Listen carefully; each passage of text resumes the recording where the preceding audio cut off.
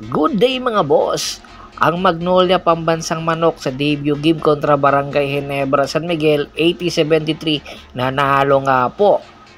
At sa kauna-unahan panalo nga ni Coach L.A. Tenorio, hindi pa nga siya satisfied sa performance ng kanyang mga bata. Kaya pinag-uusapan daw ngayon na magdagdag ng lineup ang Magnolia pambansang manok templados, especially sa mga big man, at isa nga sa mga posibleng kunin ng Magnolia pambansang manok templados ang free agent na si Carl Brian Cruz na kung saan naglalaro nga ngayon sa MPBL. Dahil itong si Carl Brian Cruz sa height nitong 6'5", malaking tulong ito sa Magnolia. Remember, nakapaglaro na ito dati sa Alaska, nakapaglaro na rin ito sa Panggiga na kung saan ang triangle nga ang isa sa mga gama nito. Sa ipinapatakbong sistema ni Coach L.A. Tenorio, halos kasintulad ito ng mga pinaglaruan ni Carl Brian Cruz, kaya isa ito sa mga tinitingnan niyang posibleng makatulong sa lineup ng Magnolia pambansang manok templados. Although hindi lang si Carl Brian Cruz ang gustong idagdag sa lineup, especially itong si Raymond Almasan gustong idagdag daw ng Magnolia pambansang manok templados. Kaya nga nakikipag-usap na ngayon ang kampo ng Magnolia sa Meralco Bolts para sa posibleng pagkuha nitong si Raymond Almasan. Itong si Raymond Almasan, ilang taon na rin ito na malagi sa Meralco Bolts at hindi man nakikitaan ng improvement. Kaya gusto nga itong kunin ni Coach L.A. Tenorio kasi nakikita ni Coach L.A. Tenorio ang kakulangan sa lineup ng Magnolia na kung saan ay kinakailangan nila talaga ng mag-a-anchor sa depensa. Hindi po pwede si Seb Lucero lang.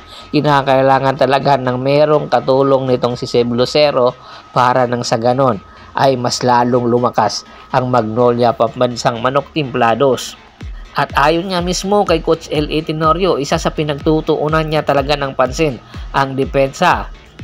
Kaya nga gusto nga kunin niya itong si Almasan, at pwede daw ipalit dito kay Almasan ay itong si James Lapot na kung saan sa debut game nga ng Magnolia kontra Barangay Ginebra ay nasa starting 5 itong si James Lapot ni Coach L.A. Tenorio.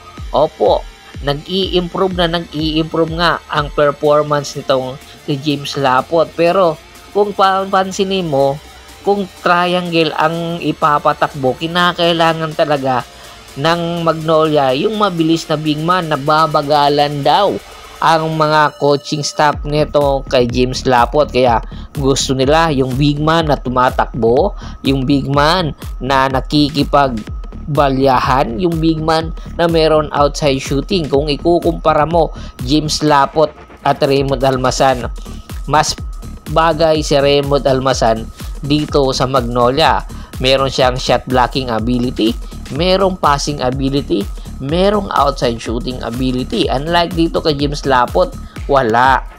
Kung meron man mapapakinabangan dito ang Meralco kay James Lapot ay yung depensa niya na po pwedeng pangtapat kay Junmar Fajardo. At meron din naman itong footwork na gusto ngang makikita ng Magnolia rather ng Meralco kung mapapakinabangan nila itong si James Lapot sa kanilang lineup.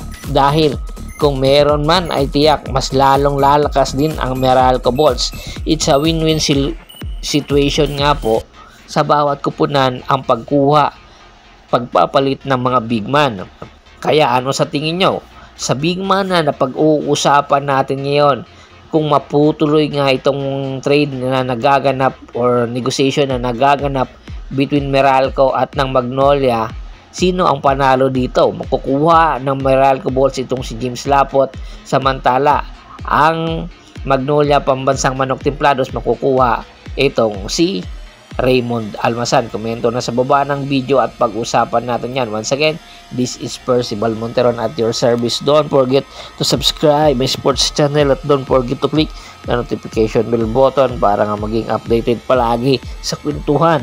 At bago pa man natin tapusin ang ating kwentuhan, Shoutout muna tayo sa ating mga solid na followers na laging sumusuporta po sa atin. Kay Kagawad kat sa kinudukusin ng Hagonoy, Bulacan, Eduardo Tamayo, Rod Neron, Boying Mansano, at syempre si Ronald Ribuset. Marami pong salamat sa walang sawa niyong pagsuporta. Pakibisita na rin po ng Facebook fanpage ko na Pulgoso, Hapris PH3 at Bostor po para po sa mga karagdagan sports balita. Hanggang sa muling kwentuhan, maraming salamat po.